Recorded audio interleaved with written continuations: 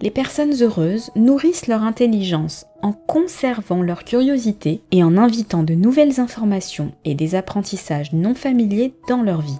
Elles enseignent, créent, conversent ou écrivent souvent. Enfin, les personnes heureuses s'occupent de leur bien-être financier. Elles se tiennent à des principes simples et à des réalités éprouvées. Elles dépensent moins qu'elles ne gagnent et limitent ainsi le coût de leurs dettes. Elles ne sont pas obsédées par les symboles de richesse et donc elles gaspillent moins d'argent. Elles ne sont pas en compétition avec leurs voisins, ce qui leur permet d'épargner plus facilement. Elles se concentrent sur leurs compétences principales, ce qui leur permet de gagner un bon revenu. Elles investissent dans le bonheur de leur famille. Elles ont des attentes réalistes lorsqu'il s'agit de leurs économies et elles obtiennent ainsi de meilleurs rendements à long terme de leurs actifs. Elles ne se font pas d'ennemis, ce qui les préserve de désaccords coûteux, et elles ne sont pas victimes de crises parce qu'elles planifient bien et évitent ainsi de nombreux revers. Investissez-vous activement dans votre bien-être? Prenez-vous soin de toutes les composantes et les dimensions de votre vie? Est-ce que vous vous négligez parce que vous souffrez d'un faux dilemme moral, croyant que prendre soin de soi est égoïste? Est-ce que vous prenez suffisamment au sérieux la préservation de la vie à multiples facettes dont vous avez été béni? Est-ce que vous croyez qu'il vaut mieux prévenir que guérir? Numéro 7.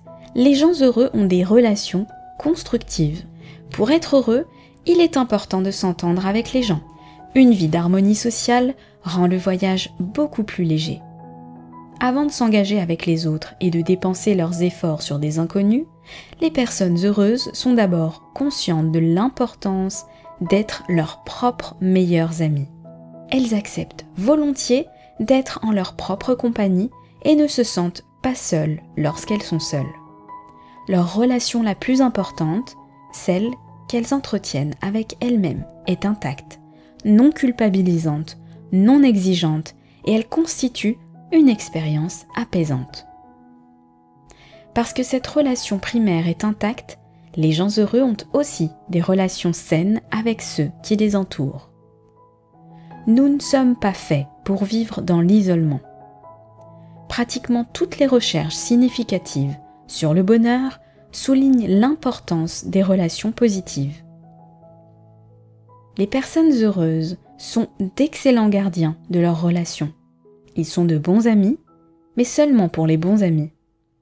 Ils ne mesurent pas la qualité de leurs expériences relationnelles par le nombre de personnes dans leur entourage. Ils choisissent soigneusement leurs relations.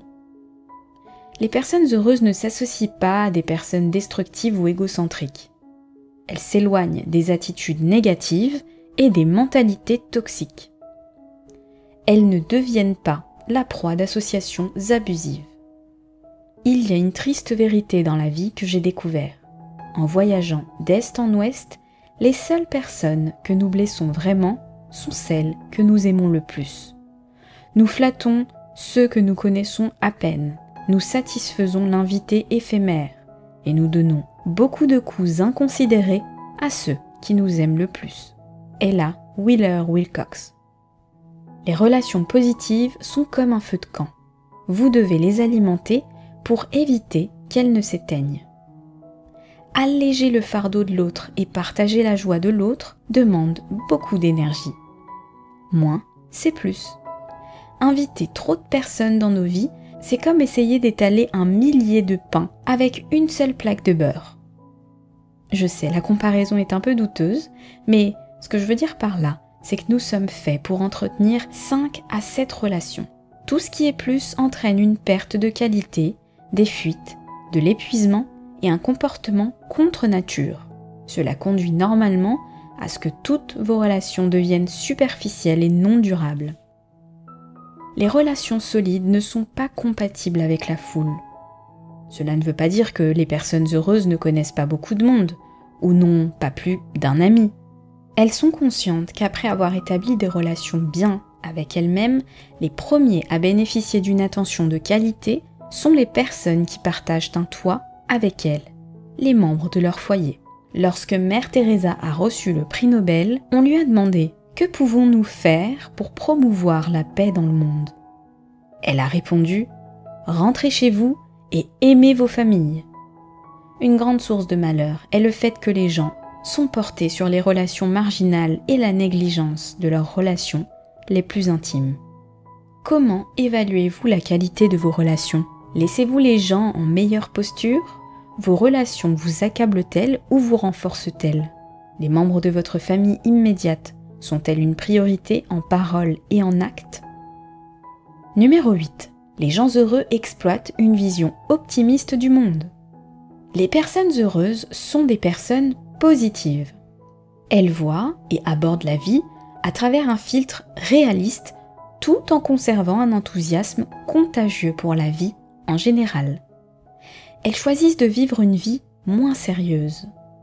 L'optimisme pratique est une perspective orientée vers l'action, et non pas un état d'esprit bienveillant, ni un état d'esprit qui ignore les faits brutaux de la vie. C'est une attitude de recherche de solutions, au lieu d'être paralysé par la peur. Il s'agit d'être plein d'espoir, parce que vous êtes prêt à faire tout ce qu'il faut pour améliorer le quotidien. Il s'agit de tirer des leçons avec enthousiasme, d'être impliqué dans le raffinement et dans la mise en œuvre des améliorations de votre vie. Le vrai positivisme consiste à résoudre et à prévenir les problèmes, et non pas à en rire ou à détourner naïvement le regard lorsqu'ils surviennent. C'est une capacité à considérer l'échec comme temporaire, limité, et comme faisant partie de la vie. Et c'est une capacité à ensuite passer à une solution. Un état d'esprit positif exige de ne pas accumuler des bagages. Les personnes heureuses laissent le passé derrière elles. Elles pardonnent plus facilement.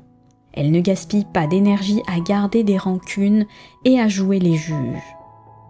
Elles ne sont pas stimulées par la vengeance. Elles n'ont pas de temps pour ça. Ils ont décidé qu'être morose est la façon la plus improductive de dépenser leur présent. Les personnes heureuses voient le côté drôle de la vie. Elles peuvent rire de la vie et se moquer d'elles-mêmes, et elles le font souvent. Elles apprécient l'humour pour ce qu'il est, un amortisseur très efficace des turbulences de la vie. Elles exposent tous ces écarts ironiques entre les croyances et la réalité, entre le banal et l'important. Elles ont un esprit résilient. Lorsqu'elles sourient, elles le font avec les yeux. Elles portent la légèreté. Votre vision de la vie rend-elle les choses plus faciles ou plus difficiles pour vous? Vos opinions sont-elles énergisantes et inspirantes ou bien sapent-elles l'esprit de ceux qui y sont exposés? Est-ce que vous résolvez les problèmes ou est-ce que vous les boudez? Est-ce que vous riez assez? Est-ce que vous allez de l'avant ou restez-vous bloqué? Numéro 9. Les personnes heureuses acceptent que le bonheur est un effort quotidien. Maintenant, la partie qui donne à réfléchir. Laissez le message crucial pour la fin. Le bonheur est un travail. Être malheureux est infiniment plus facile que d'être heureux. Parce que la plupart des moments de la vie ont la capacité de se retourner contre nous. Si nous le permettons, nous sommes pratiquement entourés de pièges à malheur à l'intérieur de nous-mêmes et dans les circonstances. Donc, si nous n'accordons pas nos esprits et nos actions pour contrer ces pièges chaque jour, nous serons certainement victimes d'un grand nombre d'entre eux. Notre société complexe et notre nature craintive nous invitent à nous autodétruire et à rendre la vie très personnelle. Le bonheur est donc une chose qui se pratique. Les gens heureux commencent par se donner le feu vert pour être heureux. Puis, ils y travaillent chaque jour en commençant avec une ardoise propre pour garder cette permission vivante. Ils l'abordent avec une intention sérieuse, mais le conquièrent étape par étape. Si nous ne sommes pas engagés dans cet effort constant, le bonheur sera difficile à maintenir. Rien de ce qui vaut la peine n'est jamais facile. Ce n'est pas différent de toutes les autres sphères de notre vie. Notre soif n'est pas étanchée pour toujours lorsque nous buvons un verre d'eau. Nos factures ne sont pas éternellement payées pour toujours lorsque nous faisons un chèque. Et nous ne restons pas en forme si nous ne faisons pas régulièrement de l'exercice. Et donc, nous n'obtiendrons pas le bonheur inconditionnel sans faire constamment ce qui doit être fait pour garder notre vie alignée aux disciplines de la félicité. Alexandre Dumas a dit un jour « Le bonheur est comme à ces palais de contes de fées dont les portes sont gardées par des dragons. Les gens heureux relèvent ce défi avec un enthousiasme renouvelé chaque jour. C'est la raison pour laquelle la deuxième partie de cette série d'audio, pour vous aider à créer un cadre dans lequel ce travail a un sens. Et c'est la raison d'être de la deuxième partie de cet audio qui est là pour vous aider à créer un cadre dans lequel ce travail a un sens. Rappelez-vous toujours ce qu'on dit à propos du succès du jour au lendemain. Il faut généralement des années pour y arriver. Le bonheur est un exemple classique d'un tel succès du jour au lendemain. Et c'est tout. Ce sont les 9 principes qui dirigent et caractérisent la vie des gens vraiment heureux. Cela semble simple, et la plupart de ces principes devraient en fait passer pour des connaissances générales.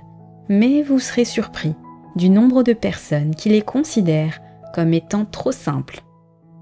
Elles continuent à chercher le secret. Nous savons que chacun de ces 9 points justifie un livre à lui seul. Mais il s'agit tout simplement de vous sensibiliser et de vous inviter à appliquer ces principes à votre propre vie.